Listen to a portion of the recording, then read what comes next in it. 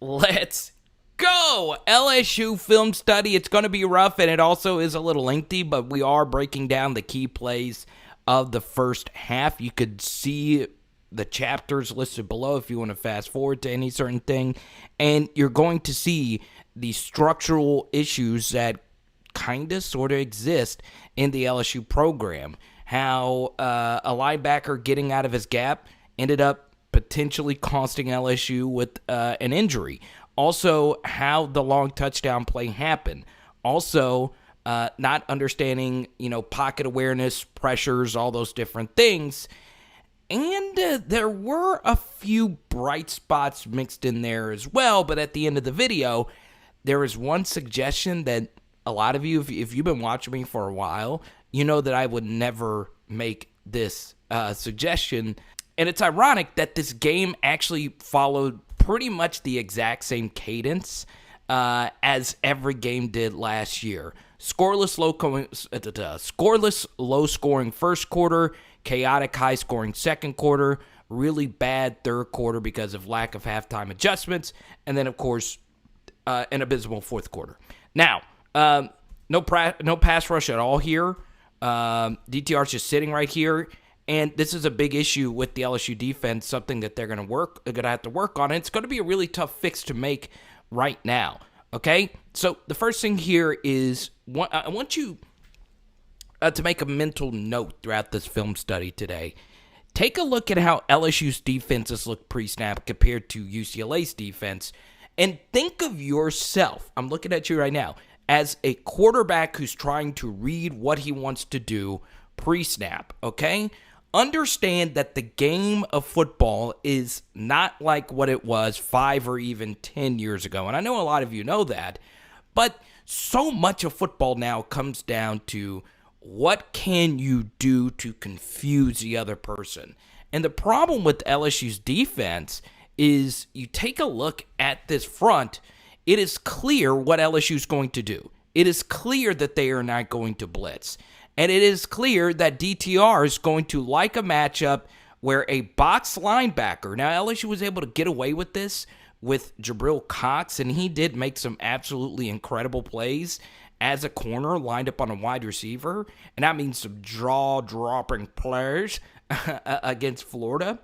But this is just easy for DTR, an experienced quarterback. We made things so easy on him to read pre- and post-snap, and it's a wide receiver against a linebacker. All you got to do is take a few steps, look the safety off, and just chunk it up in the air.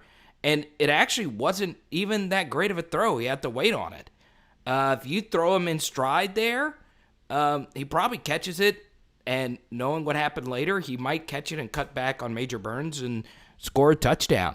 So right off the start, things are a little rough. And then we get this 3rd and 5. And this play was actually made by Maason Smith. Ali Gay got credit for the sack. He actually got dominated on this play. It was Maason Smith. So he is actually going up against a center and a guard here.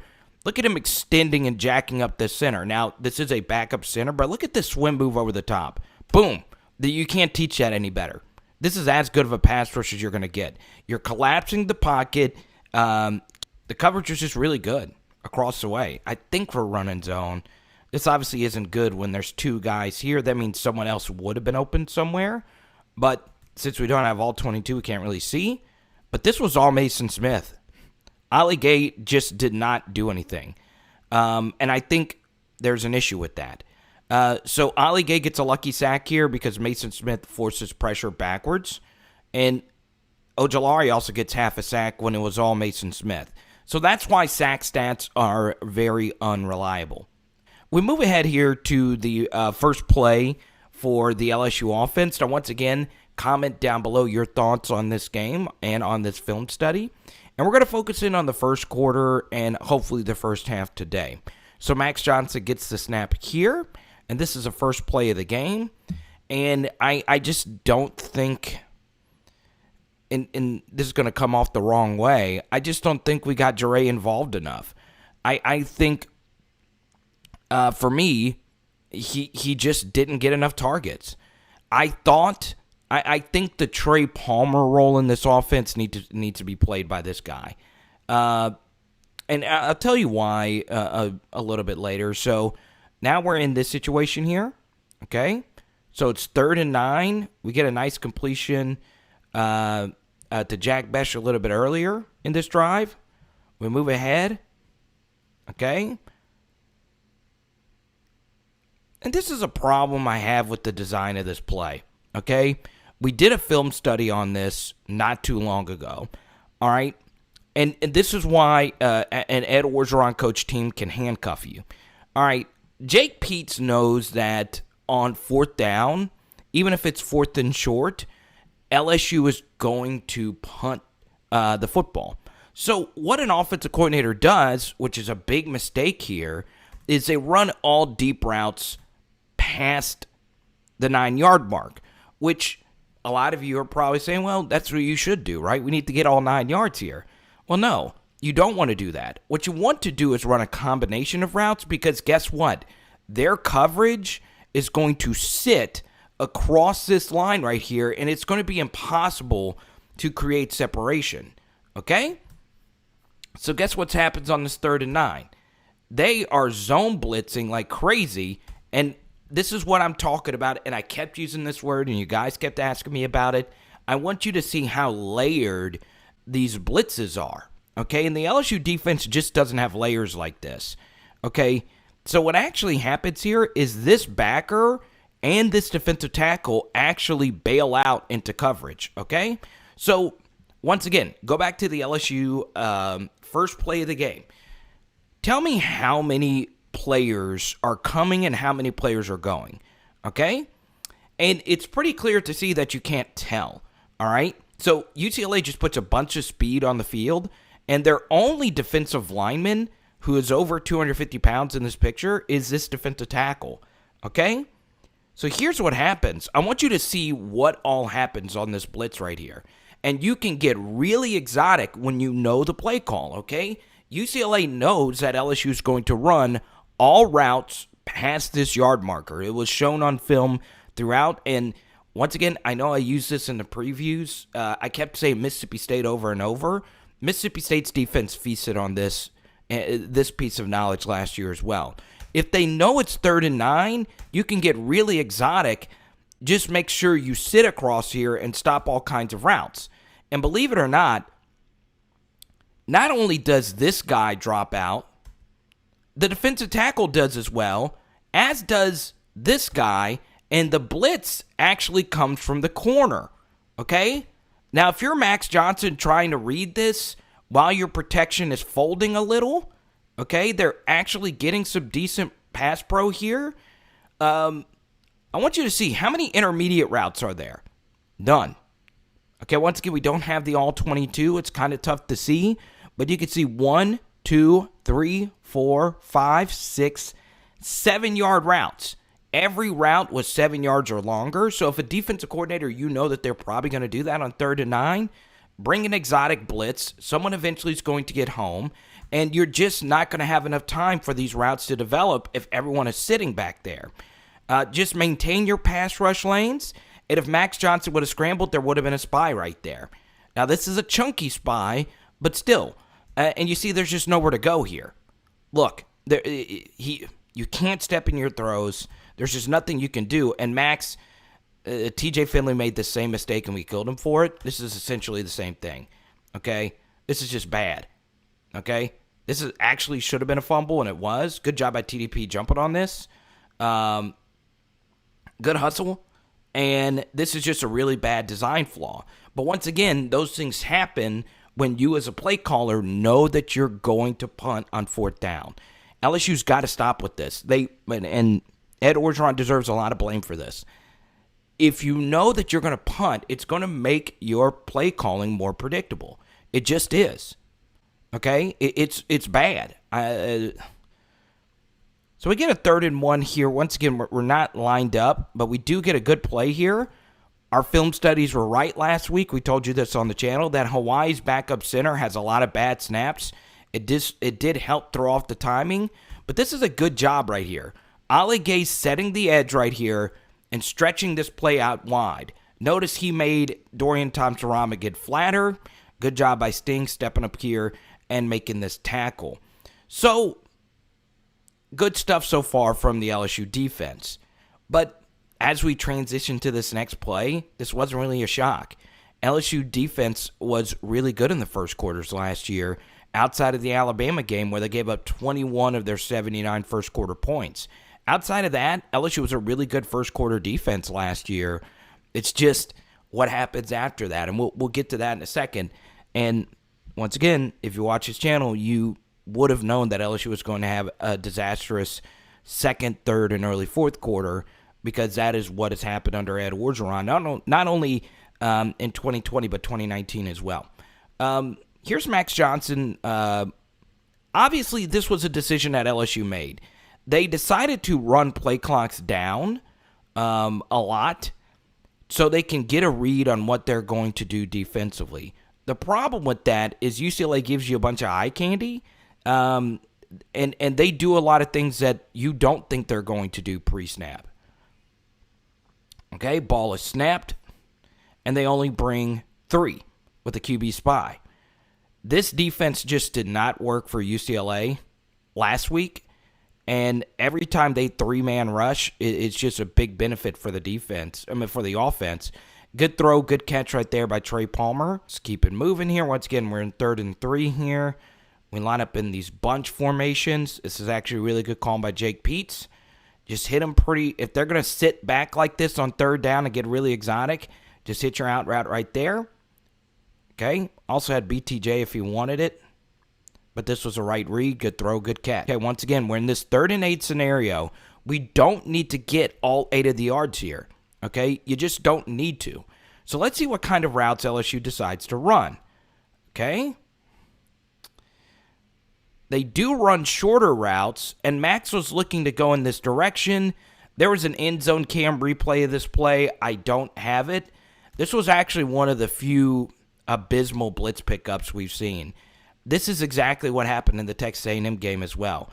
LSU simply, their blitz pickup did get better. This is really bad, though, and ironically, out of any of the LSU offensive linemen last night, Ed Ingram probably played the worst, okay? We need an experienced left guard to make this play right here. Okay, so this nose tackle is lined straight up on Liam Shanahan, and if you guys watch the channel, you understand A gaps, B gaps, C gaps, right? The most important gaps you block are the interior gaps, okay? So Ed Ingram is focusing in on the zero tech nose, and he's obviously going straight head up on Liam Shanahan. But this is just simple football IQ right here, okay? If this guy is not coming through this A gap and he's lined up in a straight zero, you have to trust Liam Shanahan in this scenario to make this block right here. Okay, so really the guy that you have to worry about, especially since there's no backer coming through here, is really this guy. Okay, so Ed Ingram focuses on this guy right here. Okay, and lets this guy go unblocked. Josh Williams thought Ed Ingram was going to pick up this guy, which makes sense. Still, you block the more interior guy instead of this guy. So Josh Williams lets this guy go unblocked. I don't know how he didn't see this guy coming unblocked. He whiffs. So we get 2 whiffs on a guy who is a linebacker, so a faster rusher, right at the line of scrimmage. This is really bad. This is really, really bad.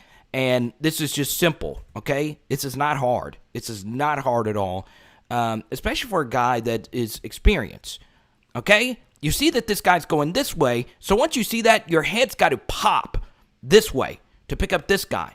And it doesn't, okay? So we let him go unblocked, right? And Josh Williams now has to see that there's 2 guys coming. Pick up this guy now, okay? Pick him up now, all right? Pick up the guy that's closer to the line of scrimmage. And once again, we have 1, 2 guys blocking nobody. And 2 guys basically come through, okay? And the bad thing about it was we would have hit Trey right here, and it potentially would have gone for a first down. It's just bad football IQ from 2 experienced players who have been around here for a while. It's just not good. It's not good, okay? Go to 2nd and 4 here, and we're going to talk about this play for a little bit, okay? LSU doesn't do a great job watching film, okay? And this was part of it. And you hear Ed Orgeron say, we got to watch the film. So, once again, let's shout out our buddy of the channel, Chris Osgood, the great 247 writer. He tweeted about this play yesterday, and he said every time that UCLA goes under center, the quarterback fakes like he's going this way, and the handoff and the play is actually going this way. He said that this is what UCLA does 100% of the time. But guess what? The linebackers have a false step, and guess what happens? It leads to an injury. But you notice our linebackers here, Damon Clark and Bug Strong, step right when you have to know that this play is going to the left. Every time, once again, Chris Osgood said, every time UCLA is under center, the quarterback spins this way but hands off the play going this way. And notice what happens. Both of our linebackers fill the same gap, right? And because they had more guys on this line of the scrimmage, Joseph Evans gets handled a little too easy here on this double. He actually sits on it okay, but Damon Clark is just too close. He cannot do this. It's not good. His run fits were better, but this was an issue, okay? So now we have this bowling ball coming through here at full speed, basically. He had to stop for a second and allow this play to develop. We're getting blocked a little too easy right here. Tight end kicks out our play side end, and this is what happens when this happens. The running back comes full speed through here. Jay Ward, not the best tackling technique coming in hot here. He gets himself hurt and gets himself knocked out of the game. Okay? This is a bad wake-up call. Jay Ward a little undersized for his safety, and he's writhing in pain. I hate it for him. And then he gets trampled here. We had to take him out of the game. Same question I have to ask you, okay? And you might be looking at a screenshot of UCLA's defense right now. Tell me where the LSU pressure is coming from. Well, DTR knows pre-snap that there's no blitzers. Our linebackers are so far off, and we're just going to trust our four guys to get home, which is fine part of the time, but quarterbacks and offensive coordinators are so good, this offensive line is so good, that they're going to be able to protect twists and stunts, okay? But once again, Maason Smith, superhuman performance. He was LSU's best player, and he's got to play more, okay? So he's coming on this twist stunt, okay? And he actually splits this double. Look, he swims, splits this. Look at how skinny he got, lifts this guy out, and makes this play again. Okay? He made another play here. And he doesn't get credit for the stat. Okay? Bug Strong gets credit for this tackle for loss, but that was all Maason Smith again. This is not out of the ordinary. Okay? This is exactly the LSU Auburn game, where the score is 0-0. All right? 15 minutes. LSU's got really static first quarters, and second quarters are where the chaos begins. A little issue here I have with LSU is look at this wide receiver rotation. Devonta Lee, Chris Hilton, a true freshman, and Coy Moore. Devonta Lee's a great story. I mean, Louisiana, a lot of us want him to succeed. There's been zero evidence on film outside of one catch during a practice where a DB misjudged the ball, and it was a great catch. But we got to tighten this wide receiver rotation. You're taking a look at all the wide receivers. Once again, these are only 3 wide receiver slots. LSU mostly stayed in 11, especially if you consider Jack Bech a tight end. We have Devonta Lee, Chris Hilton, and Coy Moore. Okay? So 2 guys who have never played before and a wide receiver who's averaged less than 10 yards per catch. All our deep options are out, okay? How are you going to develop chemistry if we're rotating all these wide receivers? And you wonder why LSU struggled catching 50-50 balls, okay? I don't get it, especially when you want to bring the 2019 offense back. Well, part of the reason why that offense was so good is that their wide receiver rotation was tight.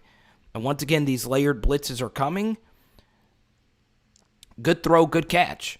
This is what LSU should have done all night. Short routes. Just hit your underneath. Good job by Coy to finish here. He took a hard hit here. Good throw, good catch. I honestly would have liked to see Coy at running back some. He played some of that in the spring game.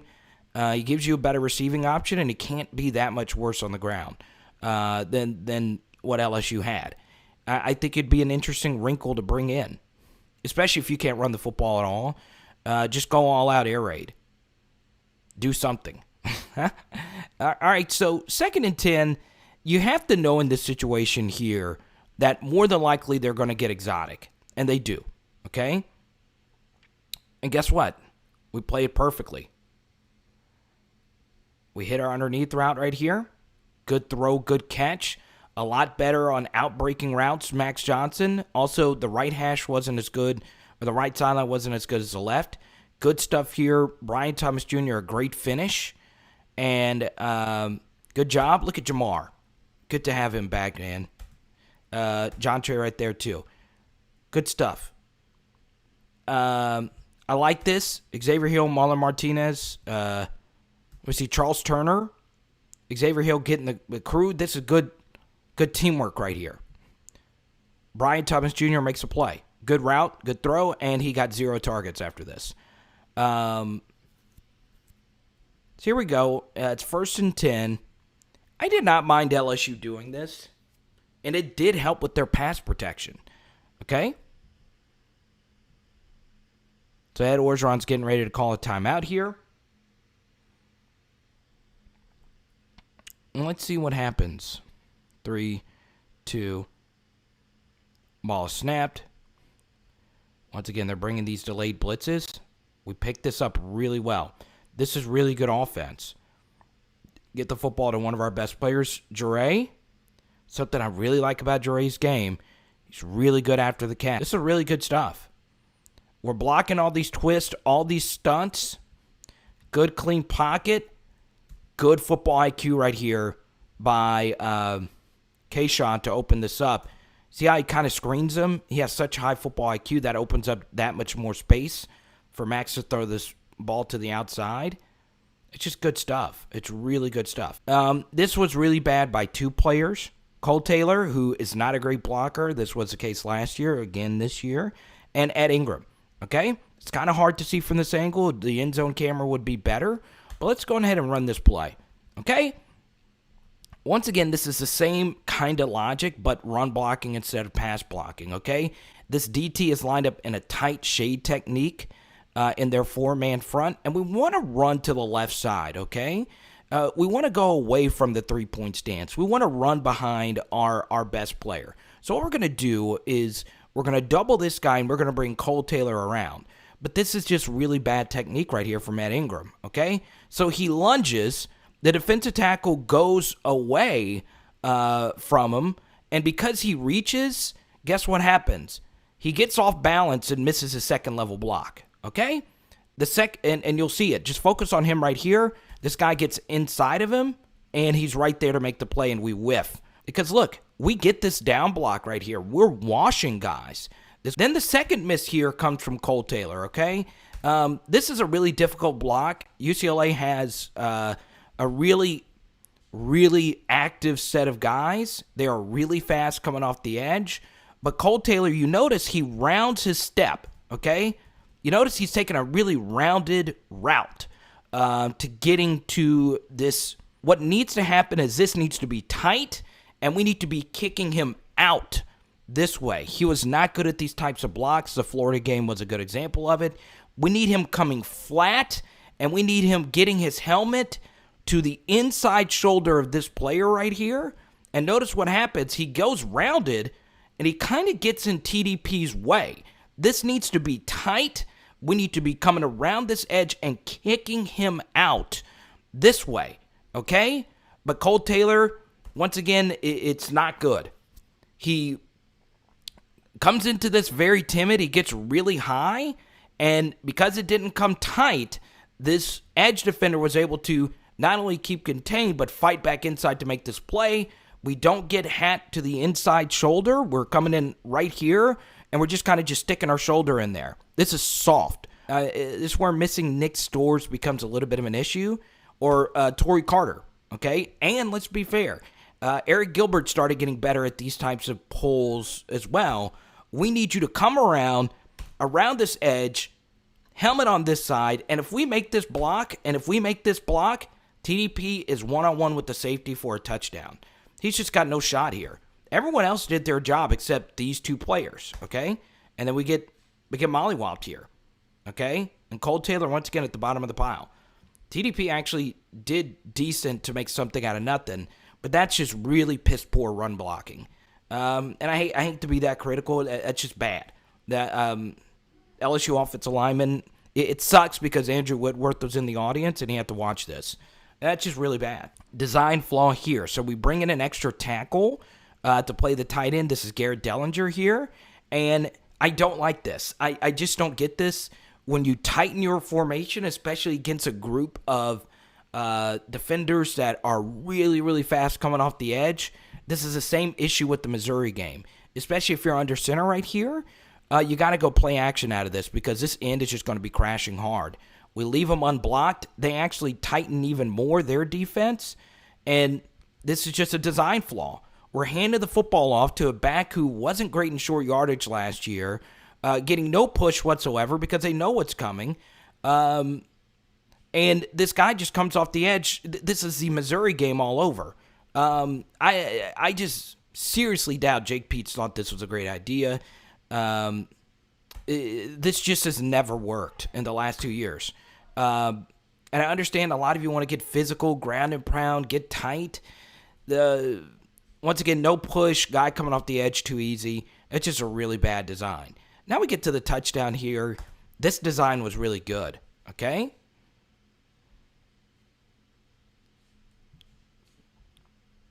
So Jake checks into something. We get Kayshon on a safety here. Good route by Jure here to get really flat, to open up the space for Max to throw into. Easy throw, easy catch for a touchdown. Good throw here by Max. See how the confidence, and see how that ball was on a line. There was no wobble. Very nice touchdown to start this game. I do get a replay here. Once again, Jure did a good job getting flat. Good pass protection. Makes up for some poor run blocking on first down. Bad play design on second. Notice this ball is on a rope. That is tight. So this gets into run defense week and pass defense week from a few weeks ago on the channel. Okay? And this was a problem with the Bo Pelini defense. And Chip Kelly crossed his fingers hoping that he was going to get something very similar on tape. And he did. I saw a lot of similarities to Bo Pelini's defense to this one, okay? So let's talk about a myth in football. And this is a major myth that we have, is that the safety coming into the box is something that's going to help you stop the run. It doesn't. There's no proof that shows bringing an extra safety into the box helps defend the run. In fact, it can hurt you versus the run. And especially with Todd Harris, last year on tape, he did actually do a good job in run defense when he was playing deeper. Okay, go look at Eli Ricks' pick six against Florida. On the play before, Todd Harris flew down and made a really good open field tackle. He was actually playing too high. The runner had a wide open angle on him, and he was able to fly down and make the tackle. Now, keep Todd Harris in mind. He was just inserted into the game. Jay Ward is hurt. UCLA had run 12 plays in a row on the ground. So now they're giving you a bunch of different looks here, okay? They're pulling this guy around, and we're getting this play action here, okay? Now it makes sense that these linebackers are biting on this play action, okay? The problem, though, is, and my guy Max, he does a great job. He's one of my favorite LSU personalities and a good friend. This is a Kyle Shanahan play. This is something that the 49ers have done a lot of over the years, okay? When you run this wide zone versus single high, this puts a lot of stress on the safety, okay? Who, Major Burns, once again, made a huge mistake on this play. We'll get to it in a second. But the problem here is I just prefer our safety to be back here. We have 7 guys to defend this run. Okay, so Todd Harris is right here.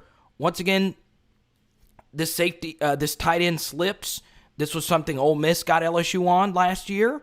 Not quite the same type of play, but just a cross-field slip against one high into an empty space. This was very early in the game against UCLA. We can't keep showing single high, especially when we have an inexperienced safety such as this one. So Eli Ricks has to play this flat route here, and guess what? That just leaves this space wide open. So you're going to get an end zone camera of this in a second. We lose backside contain and give DTR a clean pocket to throw this, and now it's run and chase time. All right? See all this open space? This is just Bo Pelini all over again. Now, the funny thing is LSU does individual drills basically every day of practice, and we've seen it in multiple camps. Where one of the first drills that they do is this tackling drill where the safety and a scout player or just another player is running the ball, and you're working on tackling and using the sideline to your advantage. Okay? So let's go back here before we get to this missed tackle. Okay? If you're in single high, you have to know that you are the last line of defense. Okay? And you're also going up against a tight end. The one thing we don't want you to do here is whiff a tackle. Okay? Just run with him. Don't dive in. Don't whiff. Don't fall for a cutback. Stay half a man behind him and just ride him out of bounds. Okay? But that's not what happens here. Major Burns goes for the big hit. Why would you do this here? He sticks his head down. Once again, they do this every day in practice. They legit do. Where you work with the sideline. And once again, this is a lot of space to work with. But here's the issue with this. So you're already making him slow down. You also have to know in the back of your head that you're going to have some backside pursuit. Especially if you're going up against a tight end. So just slow down. Don't dive in here, okay? If you miss this, he's going to score a touchdown. And he does. Bad technique, okay? And once again, it's a really tough tackle to make. 85's a good player. But you've got to just slow down and just force him to slow down. Good hustle by Sting to almost make this play. And this is where the analysts and the coaching staff make a huge error, okay? He was down. Right here. Okay, you'll get another angle here in a second. Your shin is down. Okay? Anytime there's a play like this, more than likely he's down. Okay? Someone has got to whistle down and review this. Okay? Shin is on the ground. Ball is not crossed the plane. Notice where this shin is and what you're going to see on the replay. The ball is on the 1 yard line. You have got to challenge this. You have got to stop something. Someone has got to whistle into Ed Orgeron. Hey, that was a bang-bang play. They scored a touchdown on it. We want to, at the very least, make sure that we force them to score a touchdown on the 1 yard line. Now, it may not seem like a big deal, and a lot of you are probably like, well, you know what, they would have scored anyway. But that speeds up the clock for the offense to get back on the field. Because that was a first down play after a long touchdown drive where the offensive staff is getting with the players, and now they feel rushed. They feel so much more pressure. All right, so now we get the end zone camera of this play. Now, if you're LSU, you're probably thinking, okay, 1, 2, 3, 4, 5, 6, 7, 8, 9, 10, 11. Okay? You're probably thinking, okay, they're tight like this, and there's just no way that we're going to give up a passing play. There's no way that they're going to throw after 12 consecutive runs. Once again, safety depth to me has been an issue, and it's pretty clear what LSU is going to do pre-snap. Okay, once again, LSU is very easy to block and read pre-snap, and it puts the players in a lot of stress. Okay, so Todd Harris is just inserted into the game, and I just prefer my safety to be back a little, okay? I just don't think, especially if they're running to the left, it's as important for us to have an extra safety in the box here, okay? This is exactly what Lane Kiffin got LSU on, one of these tight end crossfield slips, and this is, once again, a Kyle Shanahan staple. When you run outside zone, once again, We have the safety stepping here. This whole defense is stepping here. And once again, 1, 2, 3, 4, 5, 6, 7 guys. So now we only have 4 guys backside in a huge space right here. Okay? We're DTR quarterback who hasn't really made many special throws. We're giving him the easiest throw in the world to make. And now we have Todd Harris right here. In no man's land, basically. Okay? There's just no point in having your safety be here. I'd rather them play back and not allow a 75-yard bomb. Okay? Safety depth. Now we need you to run as fast as you can to help make this play. Okay? And I mean, we need you to sprint. But he lets up a little bit. Major burns, okay? Slow down. Slow down. You don't have to go in hard. You don't have to cut him down. It's a lot harder to look. Still slow down. Make him slow down. And you'll see the other angle here where 85's leg was down. You've got to review this. You've got to review these bang-bang touchdowns, and you'll see a better angle. Boom. Shin is down. You can see Damon Clark's leg is on the pylon. The ball is not quite there, and it would have been down at the 1-yard line with the review. So the communication on this coaching staff is not that great. It's not. Okay, the first thing is obviously giving up that play sucks. Okay? Once again, you could see right here, any part of the shin, okay, that's down. Okay? That is the side of the foot, the shin. Okay? That's down. Someone has got to, at the very least, call in and review it. Make them review it. Okay? So there you go. We'll say that for the first part of the film study here. It's a mess. So there were 2 bad mistakes there. Number 1, safety depth. Number 2, the lack of review. And here is a bonus sore spot of this play. UCLA writer Chris Osgood called it, okay? He called it. Look, he said, with outside zone so visually successful last week against Hawaii, UCLA should cash in with boot this week. So a bootleg, hard run fake to the left, and he also said it was going to happen on the left hash because the quarterback, DTR, is right-handed. So this is bad. A UCLA writer had this publicly available. I remember reading this, and I didn't really even think anything of it. How do we not have analysts, pointing this out? And I spoke to Chris privately, and he said that Chip Kelly has actually shown this play a lot on film, and it's yet to work. So as a coaching staff, with the ball on the left hash, once again, this was a touchback. So the coaching staff for UCLA gets to determine which hash they put the ball on. So once they put the ball on the left hash, some analyst, somebody has to say, look out for the boot after 12 consecutive run plays. It makes sense that UCLA was going to try and hit an explosive play to get all the momentum back. So keep an eye on the boot. But what do? Well, we open up a huge space to allow the bootleg pass to work. Okay, once again, where's the pressure coming from? So right at the snap, they're bailing these guys out. Look at all the same kind of pressure. And guess what? It gets picked up. Blitz pickup, once again, was not bad for LSU. It's bad quarterbacking for Max Johnson. Okay? You can't just sit like this. You've got to help your pressure. We need you climbing up into this pocket. Okay? Climb. Okay?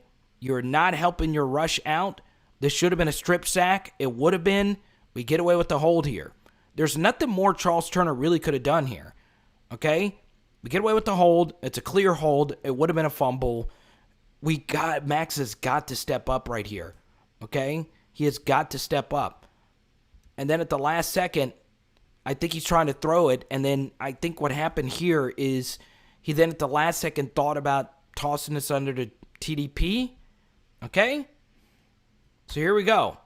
Once again, our safety placement is very weird here.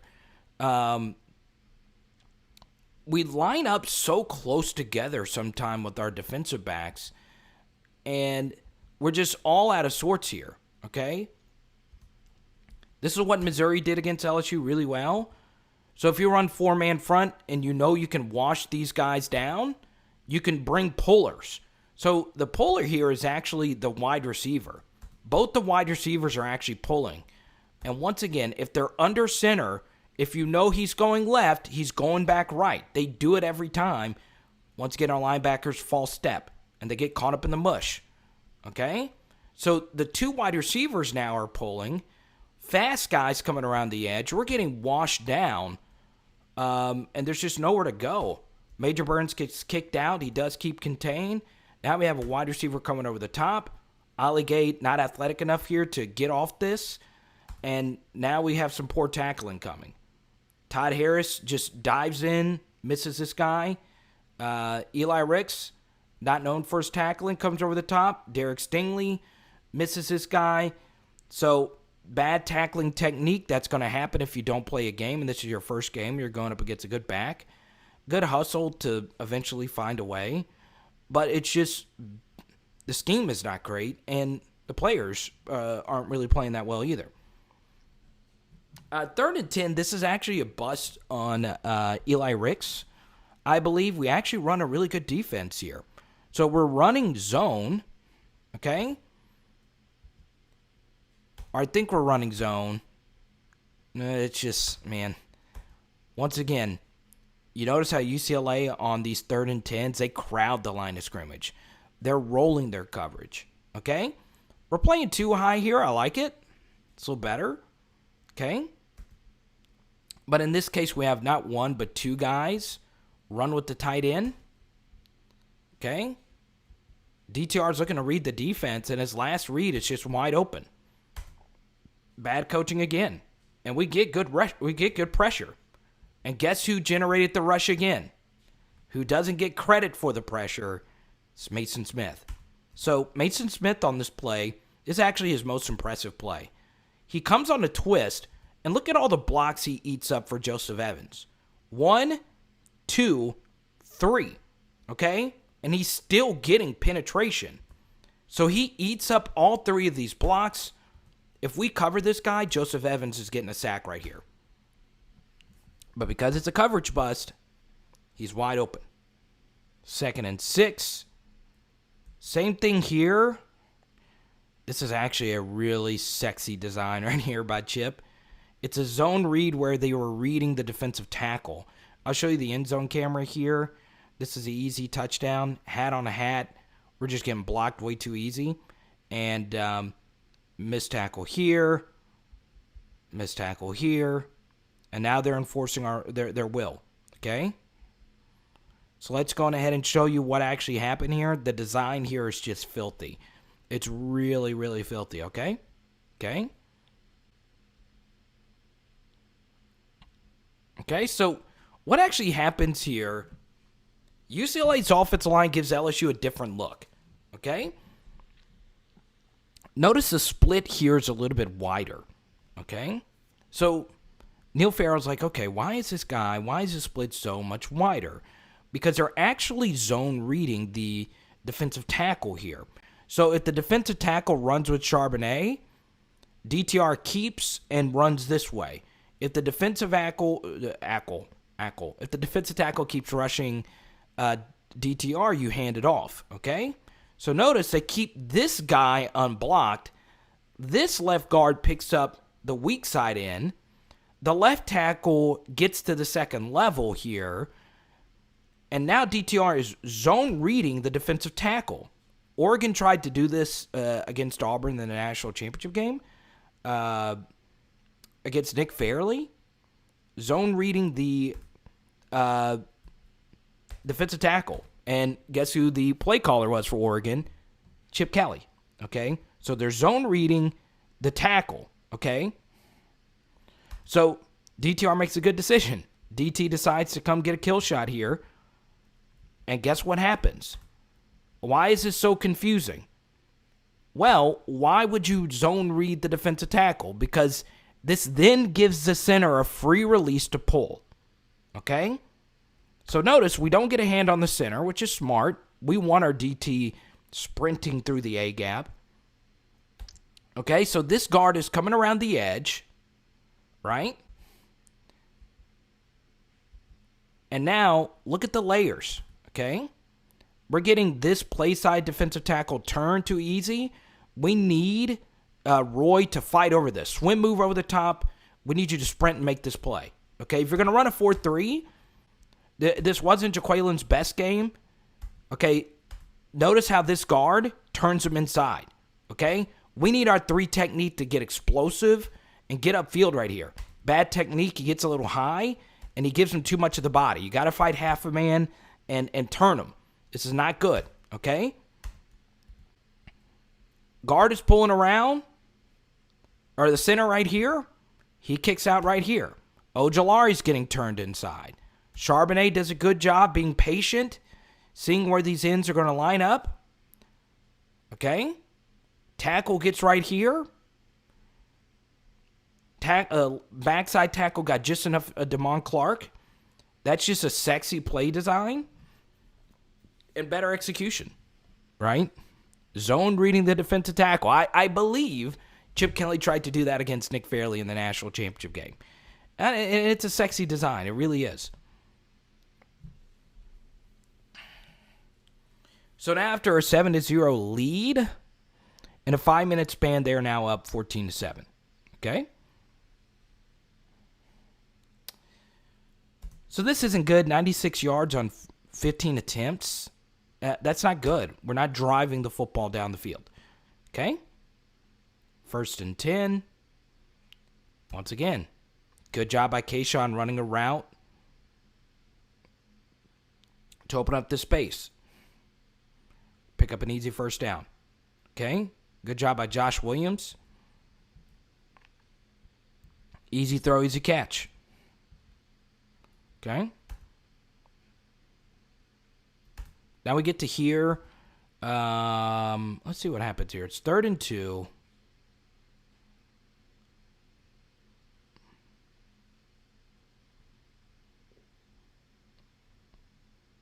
All right.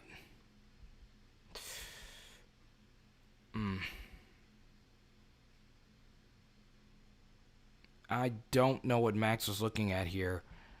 This is not good quarterbacking, okay? So it's 3rd and 2, right? So on 3rd down, you know they're going to blitz heavy. It's just going to happen, all right? So now they're bringing a ton of people. LSU's blitz pickup was good. Overall, it was good. They had some bad misses. That's going to happen over the course of a game. So Max is trying to read this defense. Does a good job sitting in this pocket, waiting for something to open. Jure was open right here. This is actually a really good route by Jure. Okay? Notice he works underneath all this trash, and we actually get these two guys to run into each other. We also miss Cole Taylor on the backside check down right here. Wave your arms, do something, let him know that you're open. Give him some periphery, something. Okay? You have Jure wide open right here. If you hit him in stride, there's no telling. I mean, there's no telling where he's going to go, especially with the umpire right there. And we lock in, okay? He's reading where these safeties are going. But you notice, once again, how difficult is this to read pre-snap compared to LSU's defense, okay? So he's looking right, and he's trying to find Kayshon, and he gets just smothered here, okay? A little bit of a hold. They're going to let that go. Then he goes to Trey, and he sails it. He got hit, though. Not good here from Deculus. This is not good. This is exactly what we talked about in our film study too, versus Hawaii, okay? This is bad protection. We need you to ride him upfield, okay? Their defensive ends did a good job. Once they get even with the quarterback, they're fighting back underneath. That's bad. And I know Deculus got hurt, and that's what made this throw miss. And it was there. It was there, okay? So we did a whole video on this very thing. We need our experienced right tackle to ride this guy upfield and make this block. Everyone else does their job. This is good. This is a good pocket. The problem was you got a little high, technique's a little off, and he was able to work back inside on you, okay? So what you need to do is just ride this guy. You get a little flat, technique gets off, and if we just have a little bit more time, because Max feels this guy, he's getting hit, and it forces the ball to sail. Bad miss right there from Deculus. 3rd and 4.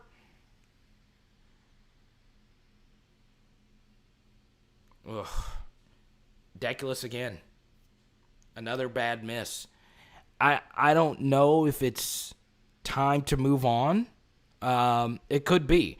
I know he got hurt. I don't know if he had been hurt up to this point yet. The same thing happens here, though. Okay?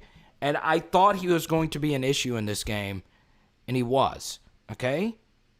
So we need you to block this guy man-to-man. There's no extra blitzers. And he just gets bullied here against a lighter guy. Okay? Max is forced to throw this ball quickly. It might be time to move on. It might be. I hate it. I like Deculus. I really do. He's a great Tiger, SEC Media Day representative. But this is not good. This is not good. Okay? It's one thing to get beat on a speed rush, but look at how much bigger this guy is. He just got bullied here. He just got jacked up. He just might not have the juice. Okay? Sometimes it's like that. And I hate to say it because we could have hit right here. Maybe a little more time. Max doesn't lock in. This throw still needs to be made right here. It's your best receiver right underneath. You just got to make this throw. But it didn't help. Protection was bad. Honestly, I thought the two worst offensive linemen in this game were Deculus and Ingram. And that's a big issue. I thought the younger guys, I thought Turner was okay. And we get a false start penalty on a made field goal, and it was at Ingram. So this is something Greg McMahon's going to go over with his guys. And I hate to say it again, we did a whole film study on this as well. How the LSU versus Florida kick should not have counted. We've got to get this right. We've got to get this right, okay? We get away with the false start here, okay? All right. So they stemmed. We actually had 2 guys commit false starts. 3, 4, 5. Okay? You just can't do it. You got to know in this situation that they're going to stem. Okay? We've got a really good elite kicker. We really do. Okay? Not only does Cade York make long field goals, I want you to notice the height on this kick right here. Okay? Look at how much height he gets on his field goals. Okay? So what does good height tell you on long field goals? That the blocking doesn't need to be perfect. It does not need to be perfect. Okay? Look at how high it was. So the key thing in this situation is to not move. Even if they move some, it's okay if you don't fire off the ball absolute perfect. Just don't move. Okay? We had 4 or 5 guys commit false start penalties, and that's just bad. So the thing is, multiple LSU guys moved, and the funny thing is UCLA did stem versus Hawaii on a long field goal attempt the week before. So your special teams coaching staff should have relayed the message to the LSU front. Do not jump under any circumstance. They're going to try and get you to commit a false start penalty. Maybe they did tell the LSU field goal blocking unit that. Either way, it wasn't executed, and it was just, once again, low football IQ and low execution, and it took points off the board. So you can get into a deeper philosophical discussion if LSU should have just gone for it there. When you're down by 7, a field goal still means you're down by 4. I think with a good field goal kicker, though, you do kick it, and it would have been good. So, once again, too much on these motions. We have our DB sprinting all the way to the other side of the formation. Once again, I don't get this, okay? So once again, if he turns this way, the run is going to go this way. UCLA did this every time under center, according to Chris Osgood, and even tweeted about how bad LSU's linebackers were coached. This is a UCLA writer pointing this out. If he turns this way, the run is going to go this way. So what happens? We get too tight here. Our linebackers get caught up in the mush, and Damon Clark is just guessing. He guesses, he gets caught up here in this mush, and this hole is wide open. It's wide open. Okay? Andre Anthony did a good job making this play. It should have gone for a lot more yards. Good job right here by Andre Anthony to blow up this double.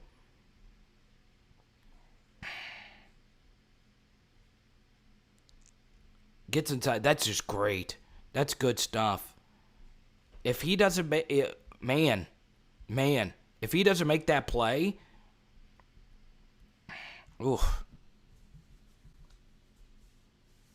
that's a big gainer. Okay? Once again, Andre Anthony making a good play here. Okay? Sees this offensive tackle, step way too much upfield. He fights underneath it, swim move, good. Okay? Good job by Andre. Everyone else is getting blocked way too easy. We need Maason Smith on the field more. All right? And we get the pick here. Good read by Eli Ricks. We do get the end zone camera. Good read. They're trying to run this zone tight end crosser again. And it honestly was there. I don't know what DTR was looking at here.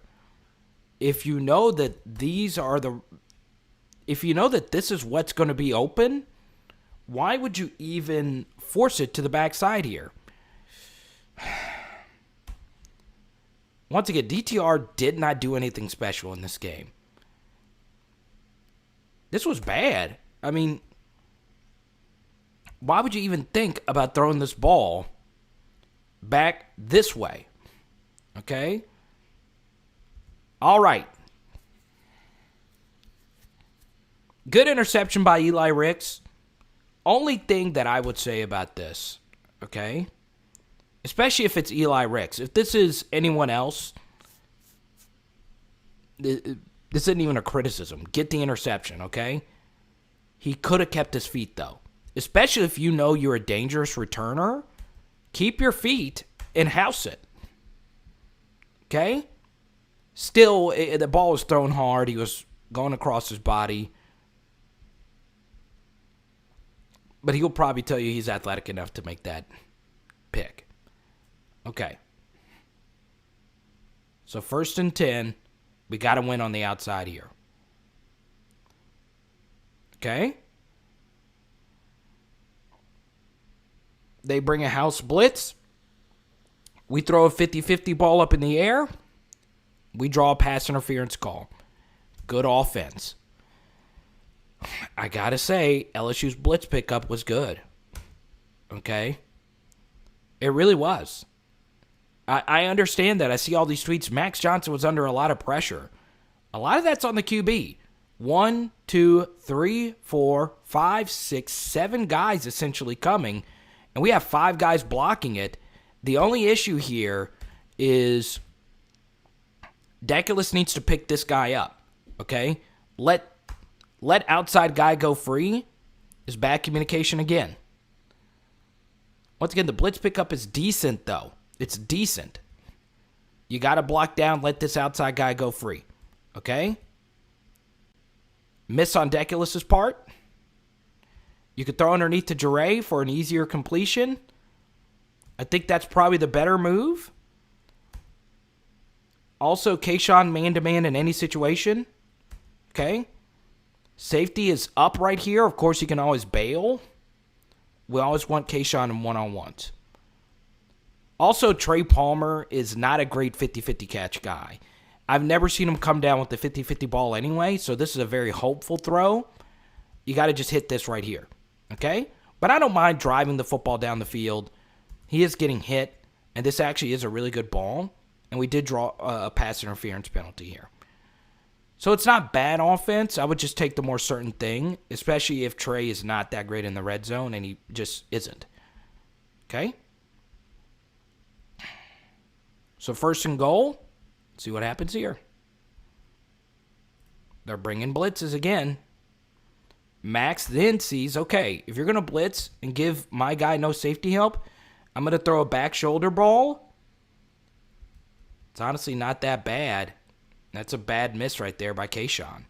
It's not the best throw. It's also not the best route here. Once again, I'm not a receiver expert. A little too close to the sideline here. All right. Ball might have gotten tipped. Yeah, he's got to catch that. It's hard to blame Kayshon for anything in this game, but that was the only really bad miss. There was a replay. We don't get it here. So now we get here. 2nd down. Okay. No blitz this time. We're sitting, and I hate to say it, this is on Max again. Okay. Pass protection actually was good here. Max is not a great red zone quarterback. And unfortunately, this was pretty evident in the Ole Miss game. Okay. This was something Marcus brought up to me, one of our best viewers. Okay. So we don't want you to drift, especially if you don't have the strongest arm. We don't want you drifting here. Okay. Pass protection's good. Okay. Don't throw off your back leg here, especially if UCLA is going to sink back like this. All right, Max made this mistake a few times in the Ole Miss game. Step up into your pocket and run and take these yards. This is actually good. It looks like it's a pressure by it given up by Ed Ingram. This is really good. You could not ask for a better pocket to step up into, but he's drifting, okay? Once again, it's a lot of pressure coming from here, but you have to help out your rush. Step up into this, okay? If they're going to sink back like this, you also have to know as a quarterback, if you see them sinking like that, there's going to be rushing lanes. So step up into this and take these yards. Run and take these yards. And even if you don't score, make it a manageable third. And instead, we're just backing up, get away with the hold here. And notice where that hold would have been. Okay? This is a bad miss. And it looks like that's Deculus' fault. It's not. That's on Max. So if this hold would have been called right here, this would have been a 10-yard penalty from here. So it would have been 2nd and goal from the, once again, this back leg stuff is not good. Drifting, it's just not good. You have to you have to respect your protection. And it kind of hurt TDP here. Okay? He does whiff. We do need him to get a piece of this guy. And because Max is backpedaling, it forces this ball to drift. And we actually did have Trey with the step. The ball's just behind him. It's still catchable, though. It's not good. We got to settle for a field goal. Bad red zone quarterbacking. Oh! That's what happens when you stay up until 3 in the morning. It's a 3rd and 20 here. I'm okay with this. I know it looks bad. I'm fine with this, though. You obviously don't want to give up 17 yards here, but we want them to run, okay? Good job by Ricks not giving up this edge and just bringing him down. Good stuff. Okay. Kind of in no man's land when you know you're getting the football first. It's 3rd and 8 here. And guess what? They're running more delayed blitzes. A lot of guys drop out. Max throws a ball, and it should have been complete to Kayshon. It kind of floats a little. This ball has got to be fired in there. Okay, he had to wait on it. It's a difficult throw.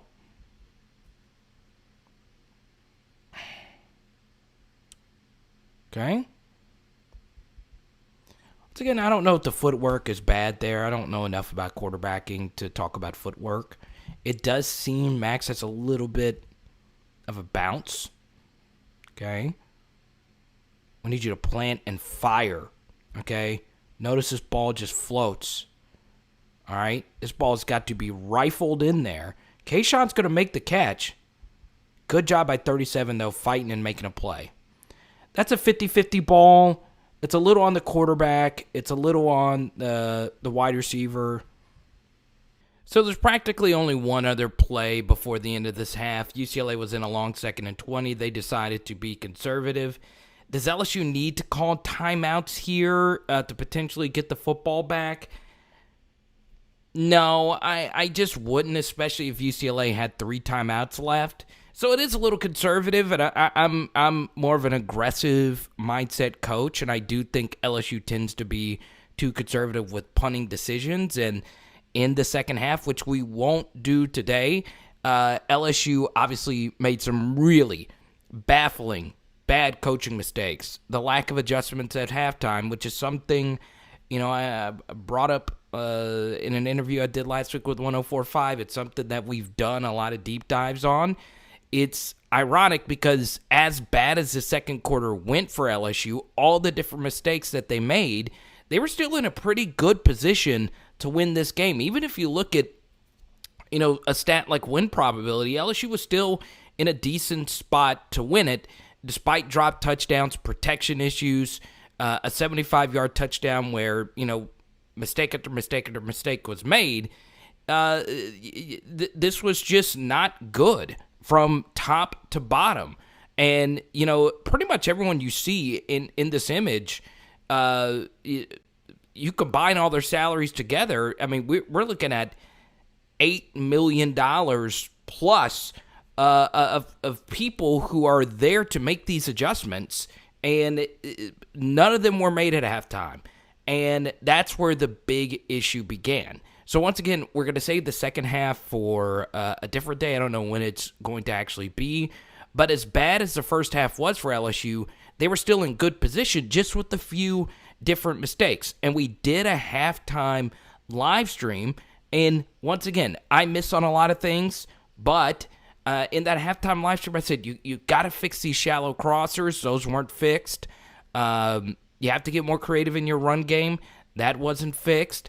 There were all different kinds of issues. Now, once again, it is easier for me to say these things from where I'm sitting, okay? I'm just an LSU YouTuber. But I'm also not an $8 million coach. This is where it was a weakness. It was pretty clear. We did a whole week dedicated to this thing.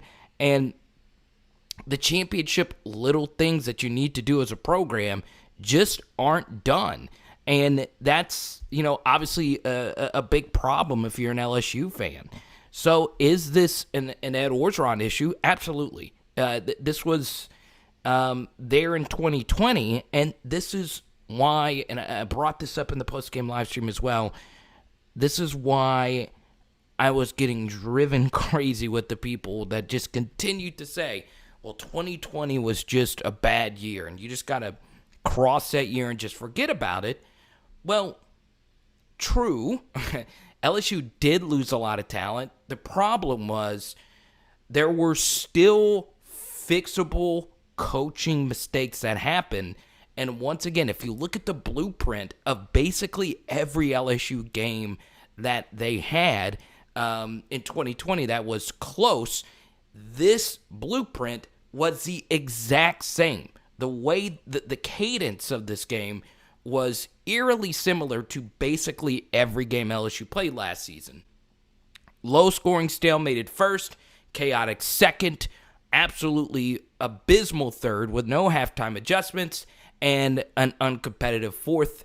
That's basically what happened, and it wasn't great. It simply wasn't great. And the third quarter was by far worse. Now, you're also looking at another stat here from Chris Osgood, and basically the LSU defense can't figure out pre-snap motion. A lot of it is, how easy the quarterback's reads are pre-snap, and on top of that, the pre-snap motion, if you run a lot of man-to-man, it will tire out your defense. Also, communication was a big issue. The splits between pre and post pre-snap motion to no pre-snap motion here from Chris Osgood is absolutely ridiculous. Over 9 yards per play with pre-snap motion, less than 7 yards per play with no motion at all. And LSU finished giving up 7.4 yards per play in this game. I am an LSU fan. I hate doing this. I did lose some sleep leading into this game.